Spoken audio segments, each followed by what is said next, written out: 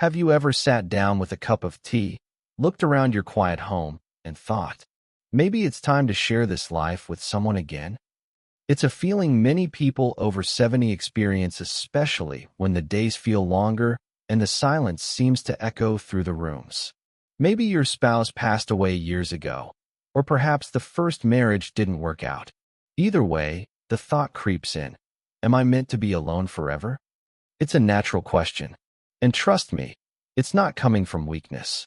It's coming from a very human desire to be seen, to be held, to matter to someone in a world that sometimes feels like it's moving on without us. But here's where we need to pause, not panic. Because what seems like a beautiful idea of finding love again, walking hand in your golden years, can sometimes be the very thing that pulls you away from peace, stability, and even your own freedom. Let me be clear before we go any further. This isn't about shaming love. This isn't about saying seniors shouldn't love or be loved. Love is beautiful at any age. But remarriage, that legal, emotional, and financial binding of lives, that's something entirely different. And after 70, it comes with risks that most people don't talk about. Risks that could cost you your savings, your health, your relationship with your family, and even your dignity. So let's talk. Not as some distant voice on the internet, but as a friend who genuinely wants the best for you. Because if you're thinking of remarrying or know someone who is, this conversation could save more than just heartache. It could save your future. Let's start with something many people overlook until it's too late: your finances. At 25 or 35, when people get married, they're usually building something together, buying homes, raising kids, growing careers. But at 70, you've already built your life. Your home, your retirement funds, your Medicare plan, your estate. These are carefully stacked blocks that took a lifetime to arrange. And one legal signature can knock the whole thing down. I've seen it happen more times than I can count. A woman marries a charming gentleman she met at a church event.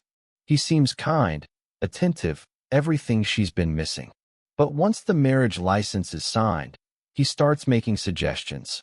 Maybe she should put him on the deed to the house, or add him to her bank account. Maybe they should combine their social security checks.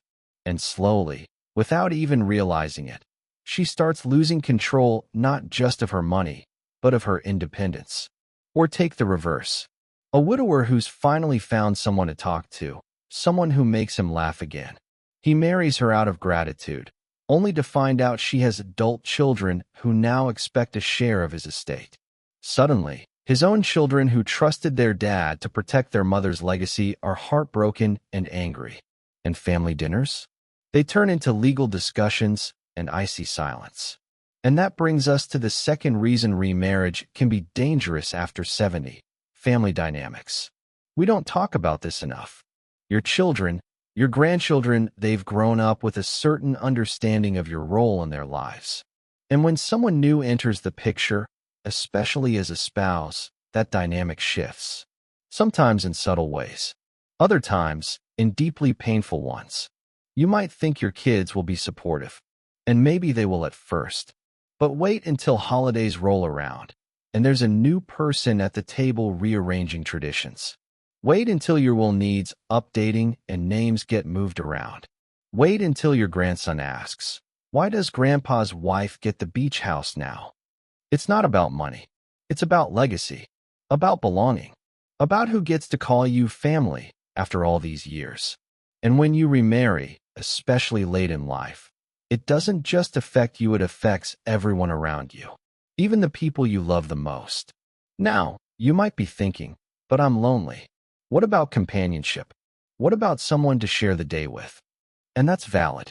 That ache of emptiness, that longing for laughter over dinner, for someone to ask how your day was, it's very real. But love doesn't require a marriage certificate to exist.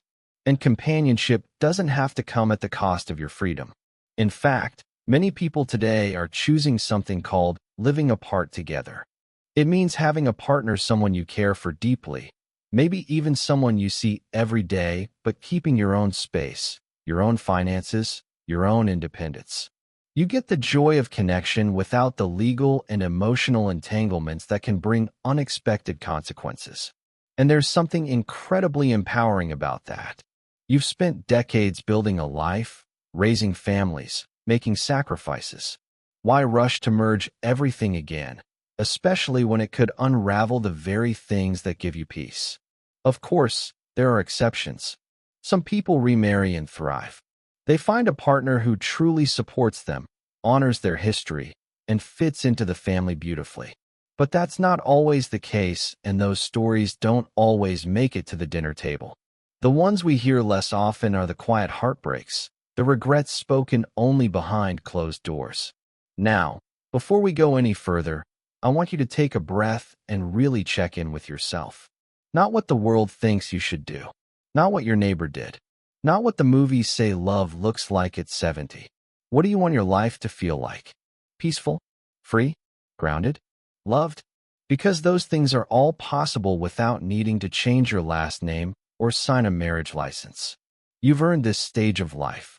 You've walked through loss, through growth, through reinvention. You deserve to spend these years on your terms, not bound by obligation, not pulled into someone else's baggage, but standing strong in who you've become. And if love finds you again, wonderful. Let it be a love that lifts you, not ties you down. It's funny, isn't it? When you're young, people rush to tell you not to marry too soon. You're just getting started, they say. But when you're older, over 70, suddenly the pressure flips. You've got to find someone, they say. Don't be alone. As if solitude is a curse, and companionship can only be proven by a marriage certificate. But the truth is, being alone and being lonely are not the same thing. One can be a peaceful choice. The other is just a feeling, and feelings pass when we understand where they come from. You see, at this stage in life, many of us are grieving more than we realize. Not just the loss of a spouse, but the loss of daily routines, of being needed, of feeling vital. And in those quiet moments when the house is too still or the evenings too long, it's easy to think, if I just had someone beside me, I wouldn't feel this way. But loneliness isn't solved by a body in the room. It's eased by connection, the kind that comes from meaningful relationships, not necessarily romantic ones. A call from an old friend, a shared meal with a neighbor, a volunteer role where someone lights up when you walk through the door. That's the kind of presence that doesn't complicate your life, it enriches it. And that brings us to the next reason why remarrying after 70 can turn into a costly mistake: your health. You might not think this one connects, but oh, it does. When you remarry, especially in your later years, you aren't just bringing someone into your heart. You're inviting them into your most vulnerable moments: doctor visits, surgeries, medication routines, end-of-life decisions. What if they don't understand your needs the way your children do? What if their own health problems become your new daily responsibility? I've known folks who went from enjoying peaceful retirement years to suddenly becoming full-time caregivers, not because they signed up for it, but because they remarried someone whose health declined rapidly. And out of love or guilt, they stayed even when it took everything out of them. Now imagine being the one in need. Picture yourself in a hospital bed, unable to speak, and the person making medical decisions for you is someone you married just a year or two ago, someone your family barely knows or even trusts. That's not a hypothetical. That's legal reality. The moment you marry, your new spouse becomes next of kin, not your daughter, not your son, not your sister. And unless you've prepared every legal document in advance and kept it up to date, they have the final say. Think about that. And it's not just health. It's the day-to-day things. The routines you've built for yourself over the years, the way you like your tea, how you fold your laundry, the shows you watch, the quiet you enjoy on a Sunday morning. Sharing a life means compromising those small rituals. It means adjusting, bending, negotiating. And while that might sound romantic at 30, at 70, it can feel exhausting, especially if the other person doesn't quite fit your rhythm, or worse, tries to change it altogether. Some people think that marrying again will give them structure, but sometimes it takes away the very independence they've spent decades earning. there's also the emotional toll that gets overlooked. Falling in love later in life is a beautiful thing, but it's also fragile. People carry scars into their 70s. They carry regrets, losses, disappointments, old habits they never had the chance or the will to change. And no matter how sweet the beginning feels, merging two full lifetimes can quickly become messy. I once spoke to a man who remarried at 72.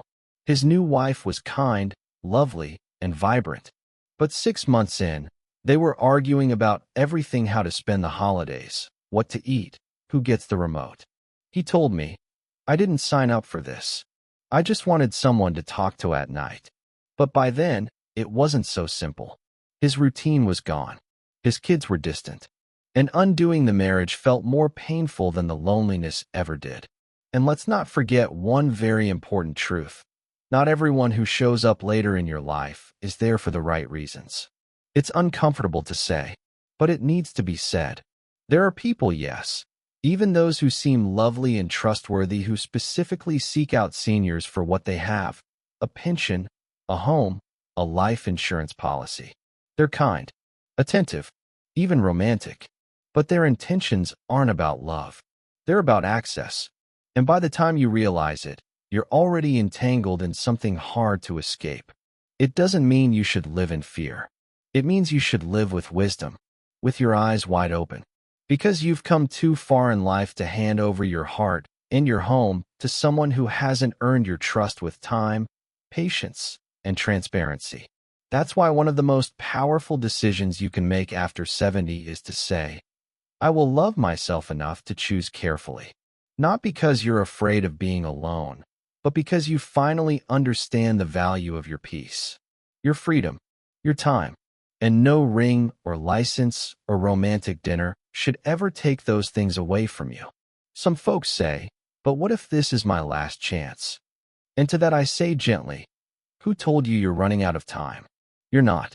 You have exactly the right amount of time to live life on your own terms, to protect what you've built, to cherish who you are, to connect with others in ways that feel safe, joyful, and true.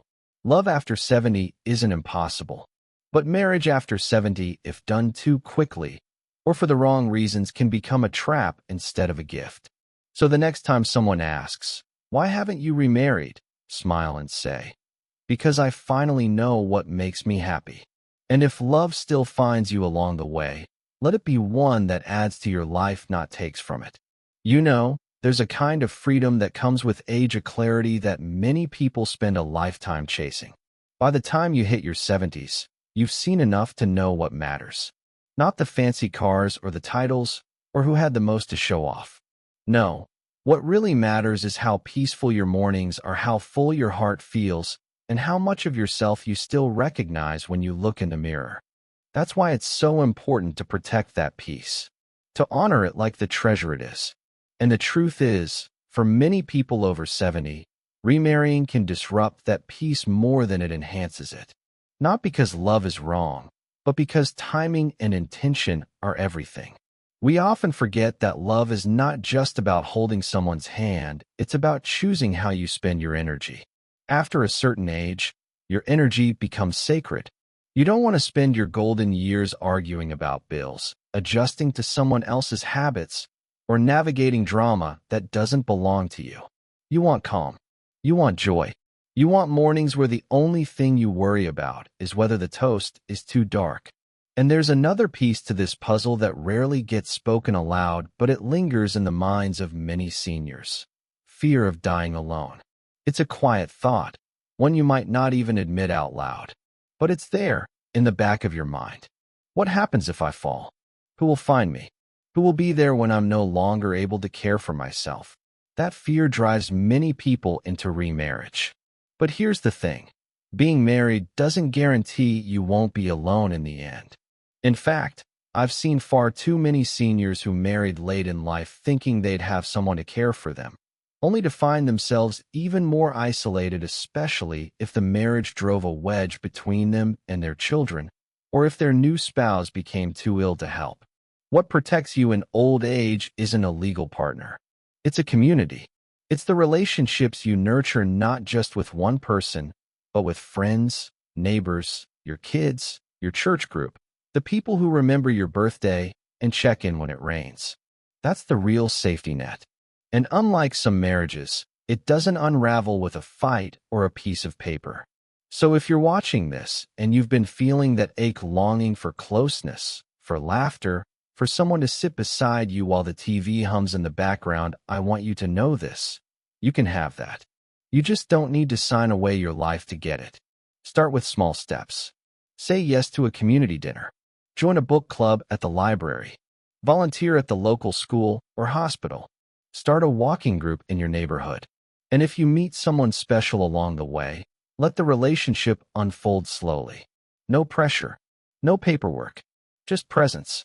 If you've already met someone and you're considering remarriage, I'm not here to scare you off. I'm here to help you pause. Ask the hard questions, not just the romantic ones. Ask, can I truly be myself around this person? Have we talked honestly about money, health, boundaries, and family? Is this relationship bringing more peace or more problems into my life? Do I feel supported or do I feel obligated? Because love that's right will never feel like a weight. It'll feel like a soft blanket on a cold morning, comforting, not smothering. Encouraging, not controlling. And if the answers to those questions leave you feeling unsure, that's okay. You're not failing. You're being wise. At this point in life, wisdom is your superpower. You've earned the right to say no. You've earned the right to be selective. You've earned the right to prioritize you. One woman I spoke with, a vibrant 74-year-old named Claire, told me something I'll never forget. She said, I've buried 2 husbands. I've raised 3 kids. I've worked, loved, forgiven, and started over. But now I want to spend the rest of my life drinking tea on my porch, writing letters, and laughing with my friends.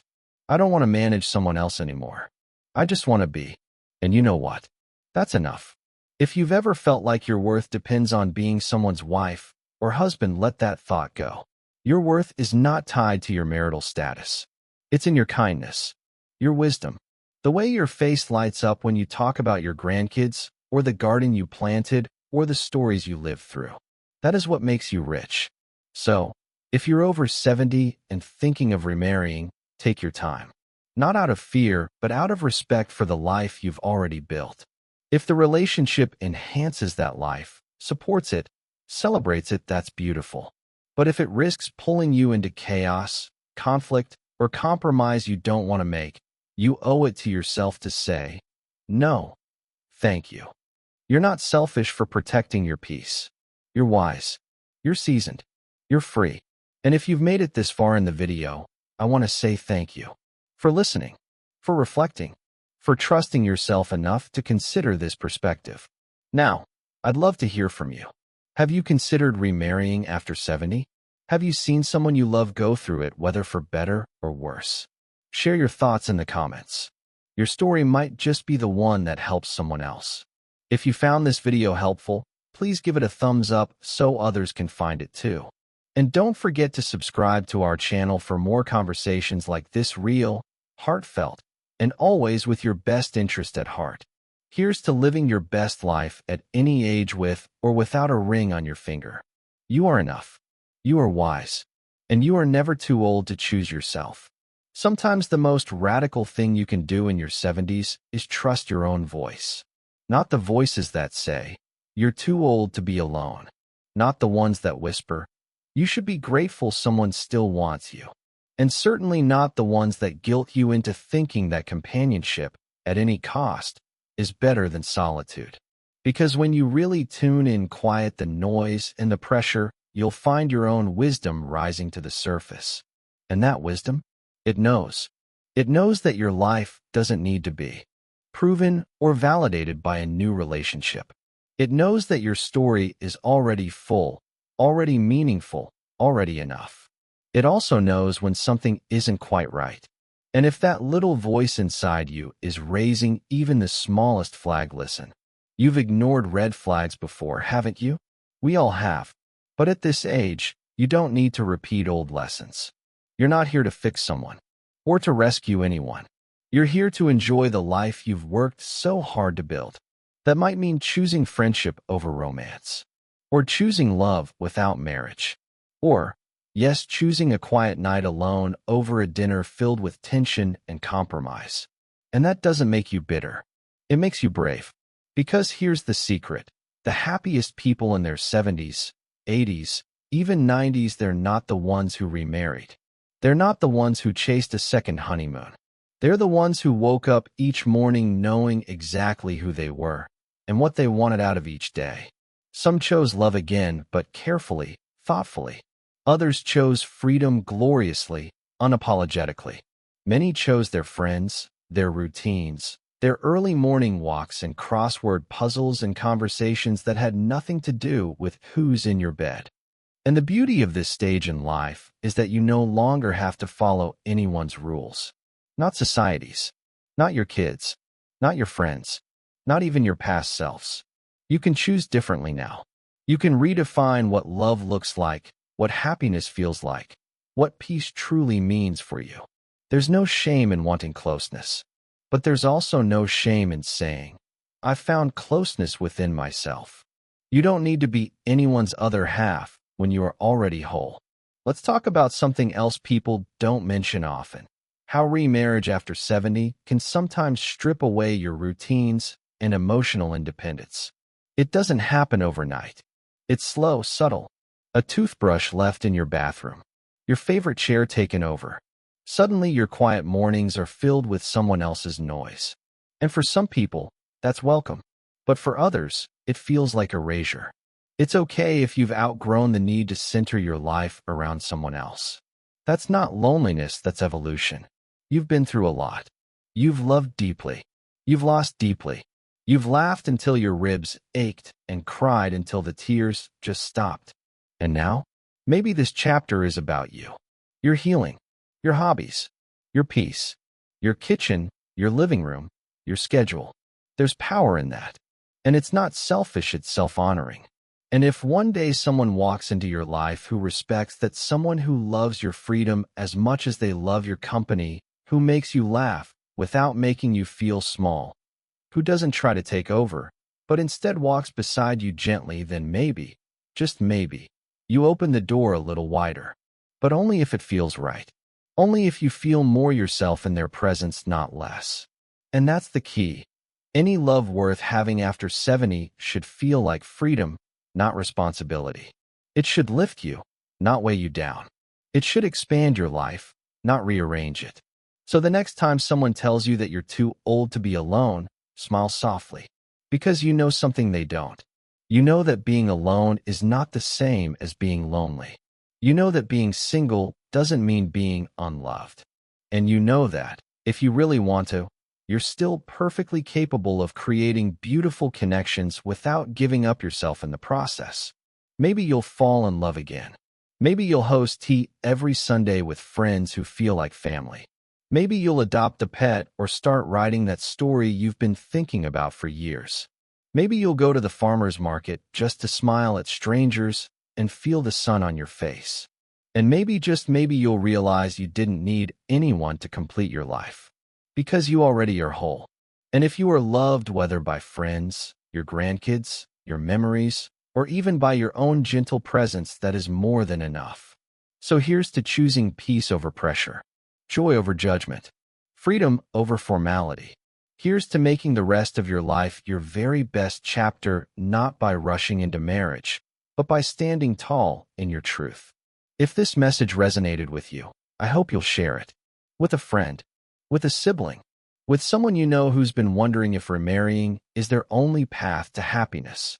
Let them hear this voice of compassion, because sometimes hearing you're not alone is all someone needs. And if no one's told you this today, let me be the one. You are enough, just as you are. You are loved. You are wise. You are allowed to want more or want less. But whatever you choose, make sure it honors you. If you appreciated this message, give this video a like so more people like you can find it. And if you haven't yet, subscribe for more conversations that speak to the heart at any age, especially yours. Thank you for spending this time with me. I hope you walk away today not with fear, but with freedom, because this life, it's still yours to live.